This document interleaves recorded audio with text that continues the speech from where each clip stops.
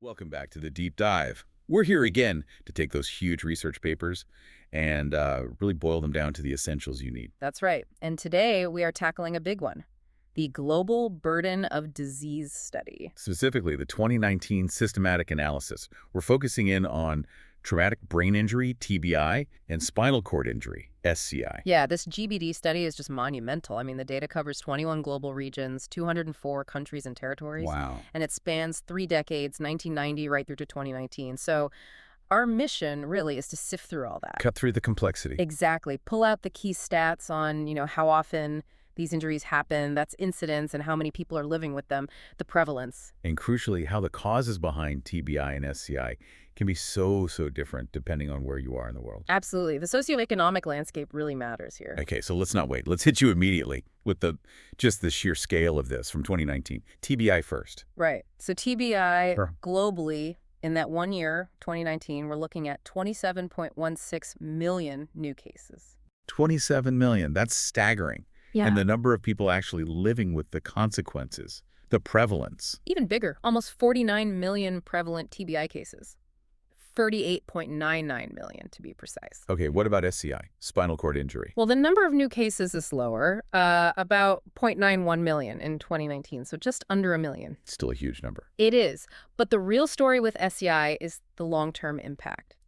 Because it's so disabling, often permanently, Yeah. it accounted for 20.64 million prevalent cases globally, people living with SCI long-term. 20 million. So this isn't just about the moment of injury, is it? It's a massive chronic public health issue. Precisely, and that's where this metric comes in. Years lived with disability, YLDs. It tries to capture that ongoing burden. That YLD metric is really key for you listening, I think. It's not just counting injuries. Yeah. It's trying to quantify the cost of that injury in terms of years of healthy life lost to disability. Exactly right. It's about the non-fatal burden. Okay, so now let's dig into the global trends.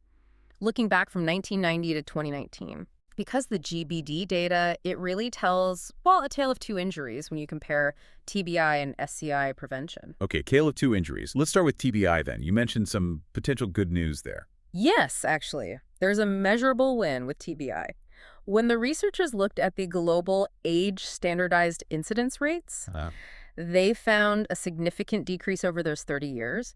It dropped by 5.5%.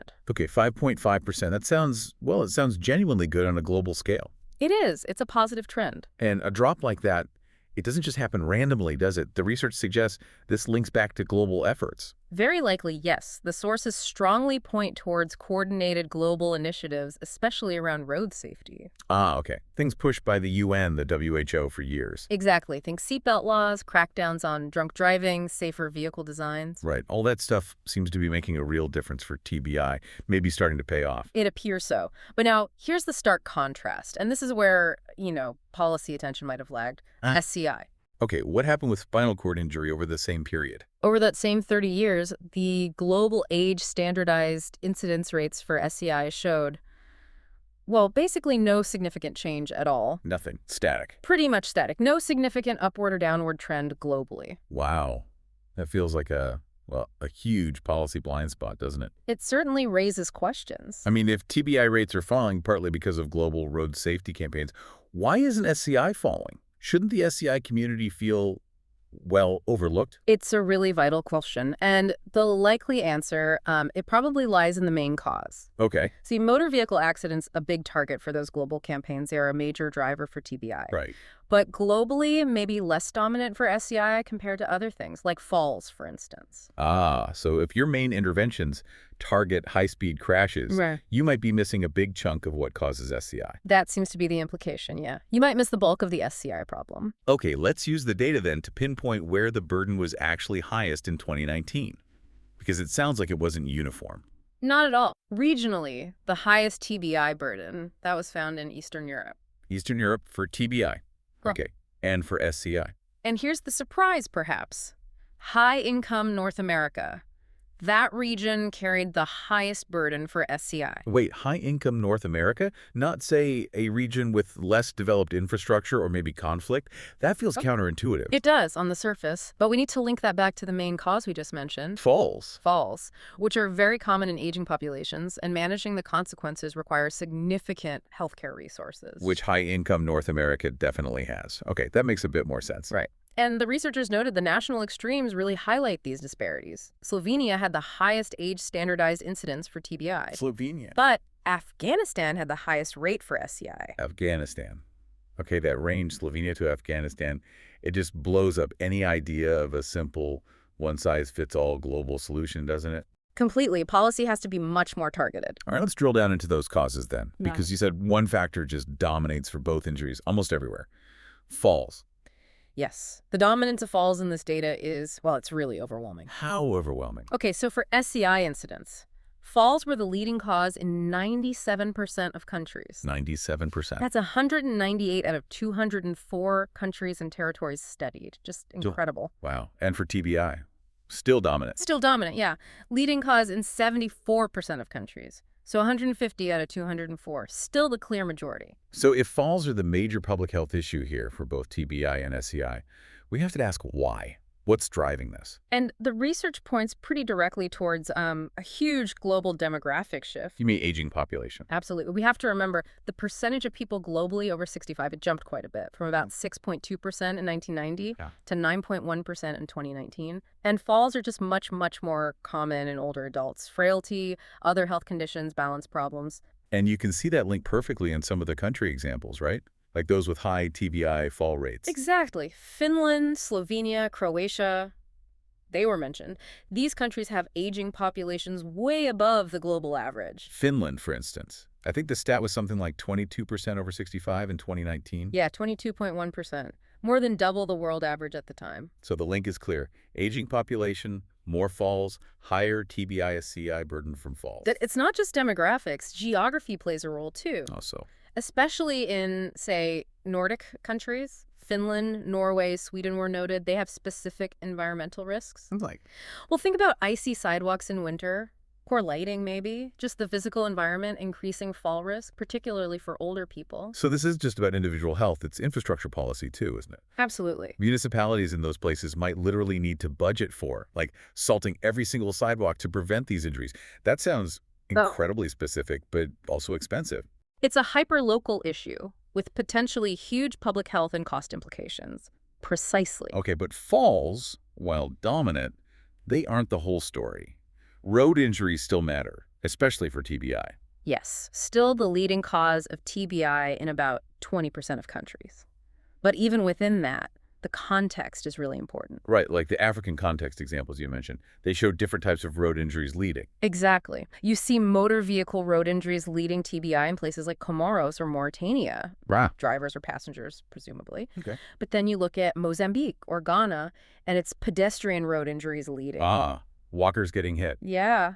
And the sources suggest this could be linked to, rapid increases in vehicle ownership. But without the road infrastructure or safety rules catching up, like roads where cars and pedestrians aren't properly separated. That seems to be the pattern, potentially. Yep. So your TBI burden shifts from people in cars to people around cars. And we also saw examples like the Dominican Republic, where it wasn't just infrastructure, but maybe behaviors and enforcement. Right. High TBI, there was linked to things like driving while intoxicated, limited policing of traffic laws, highly preventable factors. So whether it's building safer roads, enforcing laws, or educating drivers, road safety is still a critical local issue for TBI. Definitely. So we've touched on sort of the chronic driver aging and these acute factors like vehicle policy, but there's one other major cause category. The one that causes those extreme regional spikes. Exactly. Organized violence. Conflict and terrorism. Right. Where does that fit in? Well, it was the leading cause of TBI in 4 countries, just 2% globally, and the leading cause of SCI in 6 countries, so 3%. But geographically very concentrated. Very. The top 3 countries for both TBI and SCI incidents specifically caused by conflict and terrorism were Afghanistan, Yemen, and the Syrian Arab Republic. Okay. It just highlights how political instability creates these unique and devastating trauma burdens. They need totally different responses than, say, fall prevention in Finland. That detailed look at causes leads us nicely into the next bit. how socioeconomics messes with the data and the study's own limitations. Right. Context is key here. Let's start with what you call the TBI Socio-demographic Index Paradox, SDI, right? Yes, the SDI. This is where the data gets really interesting, maybe even counterintuitive. Okay, what did they find? Researchers found a statistically significant positive link between TBI YLD rates, remember, years lived with disability, and the SDI. Hang on, SDI measures development, income, education, fertility. Higher SDI usually means wealthier, more developed countries. Oh, correct. So you're saying countries with, like, better healthcare and infrastructure seem to have a higher burden of disability from TBI. That sounds backwards. It does on the surface, but the explanation offered in the sources makes sense. Which is? It's likely due to massive differences in reporting and healthcare access, not actual injury rates. Ah, so higher SDI countries just have better systems. Hospitals, trauma registries, electronic records. Exactly. They have the resources to actually record and treat TBI effectively, so more cases get counted. Which means the true TBI incidence is probably being systematically underestimated in lower SDI countries. That's the strong suggestion. In poorer nations, someone with a severe TBI might tragically die before reaching a hospital that can diagnose it properly. Or they get treated somewhere that isn't part of the GBD's data collection network. Right. So paradoxically, the wealthier nations look like they have a higher burden, but it's likely because they're just much better at counting the survivors. Okay, that completely flips the script. It's not necessarily more TBI disability in richer countries, just better measurement. What about SCI? Same paradox. Interestingly, no. SCI showed no statistical association with SDI, positive or negative. Huh. Why a difference? It suggests maybe the main drivers of SCI burden, like falls in aging populations or conflict trauma, are so powerful and localized That they kind of overwhelm any general effect of national wealth or development level, at least in terms of being counted. That seems plausible, yeah. SCI's drivers might transcend the SDI in a way that the complex TBI measurement doesn't.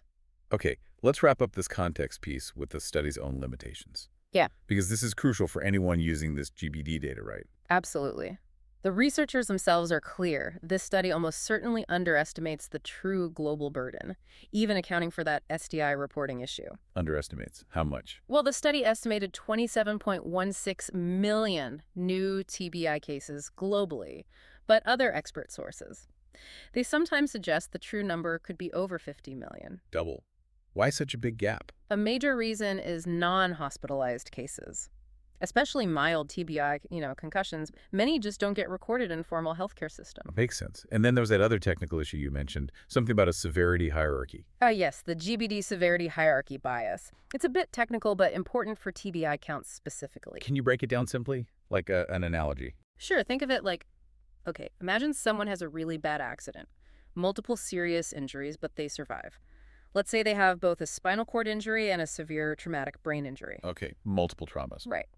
For calculating the non-fatal disease burden, the GBD model essentially has to pick one primary cause for that person's long-term disability score, the YLDs.